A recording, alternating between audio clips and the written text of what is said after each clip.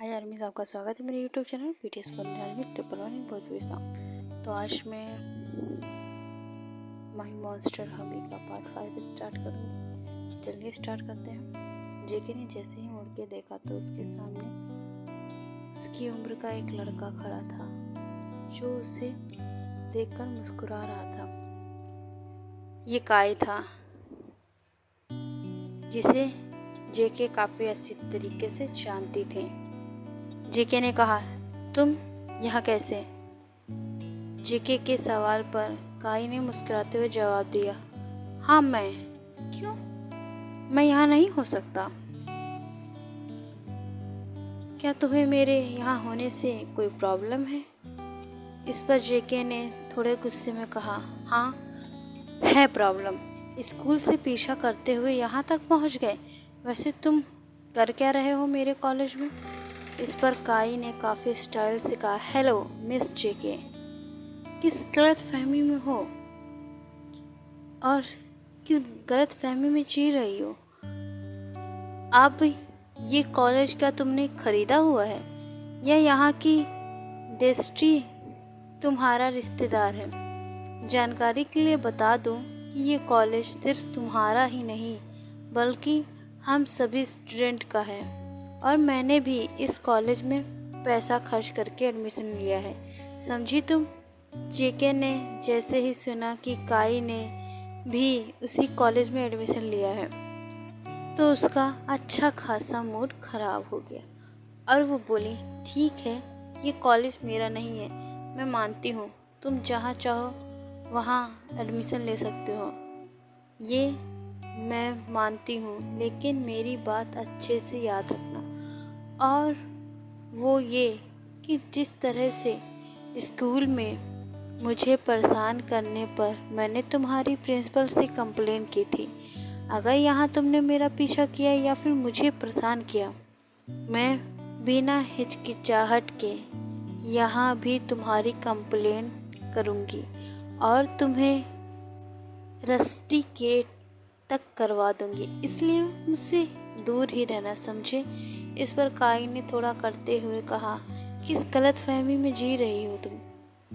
इस पूरे कॉलेज में एक तुम ही खूबसूरत लड़की नहीं हो। मैडम, एक बात तुम अच्छे से ज़रूर याद रखना, तुम जैसी न जाने कितनी लड़कियां मेरी गर्लफ्रेंड है, इसलिए मुझे तुम्हारा पीछा करने की कोई ज़रूरत नहीं है। मैं तो सिर्फ यहाँ तुम्हारा हाल चाल पूछने आया था। सोचा था इतने टाइम बाद मिल रहे हैं तो पुरानी बातें भूल गई होगी, लेकिन तुम तो अभी भी मुझसे उतनी ही नफ़रत करती हो। ये कहते हुए काई थोड़ा इमोशनल हो गया। काई की बातें सुनकर जेके खामोश से जाने लगी और फिर काई ने उसे आवाज़ दी। इमोशनल होते हुए कहा, जेके मेरी एक बात ज़रूर याद रखना, तुम मेरा बचपन का प्यार थी और रहोगी, लेकिन तुम इस बात को कभी समझ नहीं पाई जिस वजह से अब मैं हर लड़की के साथ टाइम पास करता हूँ, लेकिन तुम्हारी ज़िंदगी में भी कोई ना कोई ऐसा ज़रूर आएगा जो तुम्हें कभी नहीं समझ पाएगा और तुम्हें तकलीफ़ देगा। मैं आज तुम्हें दिल से बोल रहा हूँ, तब मेरी तकलीफ़ का एहसास होगा तुम्हें शायद। इतना कहने के बाद काई वहाँ से चला गया और जेके खामोश से खड़ी रह गई। उसकी आँखें न चाहे फिर भी आंसू बहने लगे और तभी जिमिन ने उसके कंधे पर हाथ रखते हुए कहा और समझाया, डोंट वरी जेके, काई कोई भगवान नहीं है जो उसकी बोली हर बात सच हो जाएगी। वैसे भी ये ज़रूरी नहीं कि अगर कोई तुमसे प्यार करे तो तुम भी उसे प्यार ही करो, यह तो तुम्हारे अपनी चॉइस है।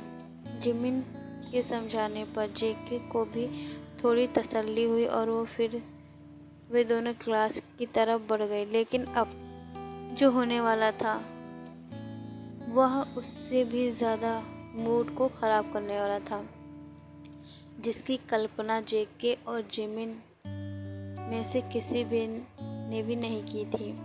वे दोनों जैसे ही क्लास में गईं तो कुछ सीनियर लड़के और लड़कियां उनकी क्लास में आ गए और उनमें से एक लड़की ने उन दोनों के पास आकर काफ़ी एटीट्यूड में पूछा, are you new admission and तुम्हारा ये फर्स्ट डे है? इस पर जिमिन और जेके ने हाँ में सिर हिला दिया और फिर उस लड़की ने दोबारा से कड़क आवाज़ में कहा, फिर यहाँ क्यों खड़ी हो, हमारे साथ चलो और इंट्रोडक्शन दो, उसके बाद ही तुम क्लास में आ सकती हो, चलो। क्लास में बैठे सभी स्टूडेंट खामोश होकर ये सब देख रहे थे और वे दोनों भी समझ चुकी थी कि अब उनकी रैगिंग होने वाली है, इसलिए ना चाहते हुए भी उन्हें अपने सीनियर्स की बात मानकर जाना ही पड़ा। उसके सीनियर्स के ग्रुप में 5 लड़कियां तो 7 लड़के थे और वे सभी बात करते हुए आगे चल रहे थे। उनके पीछे सहमी हुई जिमिन और जेके भी चल रही थी। कुछ ही देर में वे दोनों को सीनियर्स कॉलेज के ग्राउंड के बीचों बीच ले गए।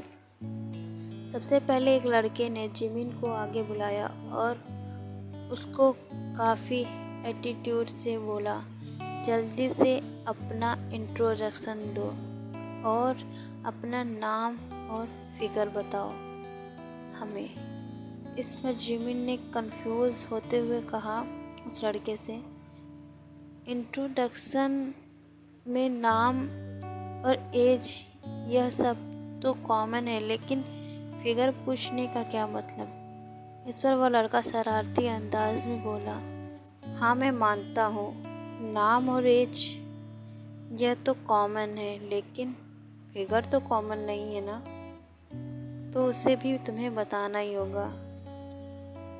जिमिन बहुत ध्यान से उस लड़के की तरफ देखने लगी। फिर तभी उसके साथ खड़ी एक लड़की, उसकी एक दोस्त बोली, तुम शायद इसे जानती नहीं हो, यह हमारे कॉलेज का हीरो और इसका नाम है मिन युंगी, जिसकी बात ना मानने का मतलब है पूरे साल कॉलेज में सबसे अलग रहना, समझी तुम? जिमिन जानती थी अगर उसने रैगिंग में अपने सीनियर्स की बात नहीं मानी तो वे सभी उसे इस बात का बदला लेंगे और पूरे साल उन्हें परेशान करेंगे, इसलिए वो ना चाहते हुए भी अपना इंट्रोडक्शन देने लगी और उसे अपना फिगर भी बताया, 32, 26 और 34। उसके बाद वह लड़का जिसका नाम मिन युंगी था जिमिन के पास आके कहा उसके कानों में, सच में जो तुमने बताया वो फिगर बिल्कुल वैसा ही लग रहा है, मैंने तो अपनी आँखों से माप लिया है, तुम बहुत ज़्यादा ही हॉट हो। मिन युंगी की बातें सुनकर जिमिन थोड़ा सा शर्मा गई और उसका मन हुआ कि वो पलट के युंगी को जवाब दे, लेकिन युंगी के सीनियर होने की वजह से वो चाहकर भी कुछ नहीं बोल पाई। जिमिन खामोश हो गई और फिर उसके बाद अगला नंबर जेके का था, जो पहले से ही काफ़ी सहमी हुई सी थी। तभी युंगी ने अपने साथ खड़ी हुई लड़की से कहा, निशा, इस लड़की का क्या करना है वो अब तुम डिसाइड करो। इस पर निशा ने एक दूसरा लड़का जिसका नाम विक्की था जेके को काफ़ी ध्यान से देखने लगा और फिर निशा ने जेके को सिर से पांव तक देखते हुए कहा, घबराई हुई लग रही हो, चलो इस घबराहट को आज हम दूर कर देते हैं। निशा की बात को सुनकर जेके उसे काफ़ी ध्यान से देखने लगी और फिर निशा ने मुस्कुराते हुए कहा, ऐसा करो, जल्दी से कॉलेज के मेन गेट की तरफ जाओ और जो शख्स भी तुम्हें सबसे पहले कॉलेज के अंदर आता हुआ दिखे उसे कसकर गले लगाओ, जिससे तुम्हारी ये झिझक हमेशा के लिए दूर हो जाए। निशा के दिए हुए चैलेंज को सुनकर जिमिन और जेके दंग रह गए और तभी जेके घबराते हुए पूछा, ये क्या कह रही हैं आप? मैं ठीक कह रही हूँ, जाओ अब जल्दी से कॉलेज की गेट की तरफ और दौड़ो। निशा फिर पूरे कॉन्फिडेंस से बोली। जेके ये बात सुन बहुत अजीब उसको लग रहा था, लेकिन तभी निशा के साथ खड़ा हुआ लड़का विक्की जेके को समझाते हुए बोला, और एक बात ध्यान रहे, गेट से जो भी तुम्हें आता दिखे उसे गले ही लगाना है, चाहे वो लड़का हो या लड़की, या फिर कोई टीचर या प्रिंसिपल ही क्यों ना हो। उस लड़के की बात सुनकर जेके काफ़ी ज़्यादा घबरा गई, और तभी मिन युंगी मजाकिया अंदाज में बोला, यार ये कैसी गेम खेल रहे हैं बेचारी के साथ। मान लो वहाँ कोई बूढ़ा सफाई कर्मचारी या प्रोफेसर ही आ गया तो उसकी तो बुढ़ापे में लॉटरी ही लग जाएगी। ये कहकर युंगी और बाकी सब हंसने लगे। तभी निशा बोली, क्या युंगी, बेचारे बूढ़े में दिल नहीं होता क्या? उसका मन नहीं करता कि कोई लड़की उसे गले लगाए? वहाँ मौजूद सभी हंस रहे थे, और फिर जिमिन ने जेके को धीमे से समझाते हुए कहा, जेके जल्दी से तुम इस चैलेंज को पूरा कर दो और फिर पीछा छुड़वाओ इन सब से। जिसको भी गले लगाओगे उसको चुपके से कान में बोल देना रैगिंग चल रही है, वो ज़रूर समझेगा। जेके के लिए ये सब बहुत अजीब था, लेकिन वो भी जानती थी कि अगर उसने अपने सीनियर्स की बात नहीं मानी तो उसके साथ पूरे साल दुश्मनी निकालेंगे और बहुत ज़्यादा ही टॉर्चर भी किया जाएगा। उसी पर जेके ने मन ही मन में कहा, खुद को स्ट्रांग बनाना ही होगा। मैं आज की लड़की हूँ और इन छोटी छोटी बातों से नहीं घबरा सकती। हाँ, मुझे अब जल्दी से ये काम करके अपनी क्लास में जाना चाहिए। ये सोचते हुए जेके के चेहरे पर एक आत्मविश्वास दिखाई देने लगा, और फिर वो गेट की तरफ अकेले ही चली गई।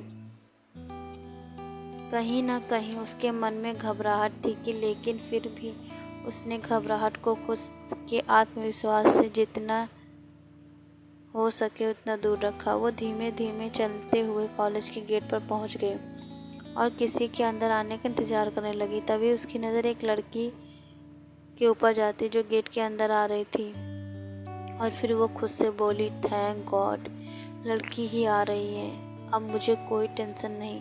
ये सोचते हुए वो लगभग दौड़ते हुए गेट की तरफ बढ़ी, और जैसे ही वो अपनी बाहें फैलाकर उस लड़की को के करीब जाने लगी, वैसे ही उस लड़की का फ़ोन बजने लगा और वो दूसरी दिशा में मुड़ गई।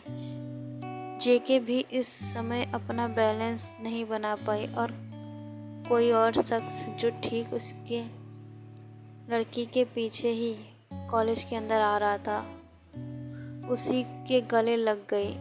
उस शख्स ने भी जेके को कस के अपनी बाहों में भर लिया, और सभी इन दोनों को देखकर मुस्कुरा रहे थे। अचानक ही मौसम ने अपना रुख बदल लिया और सूरज की गर्मी के साथ अब ठंडी ठंडी हवाएं भी चलने लगी। ओके आर्मीज, तो नेक्स्ट पार्ट में जानेंगे वो जेके ने किसको हक किया है। तो नेक्स्ट पार्ट के लिए इंतज़ार कीजिए और मीठे मीठे कमेंट ज़रूर कीजिएगा। और मेरी स्टोरी पे ज़्यादा ना व्यूज़ आ रहे हैं ना ज़्यादा ही कमेंट आ रहे हैं। अगर आपको स्टोरी नहीं अच्छी लग रही है तो आप लोग कमेंट कर दीजिए, मैं स्टोरी चेंज कर दूँगी। Okay bye आर्मीज।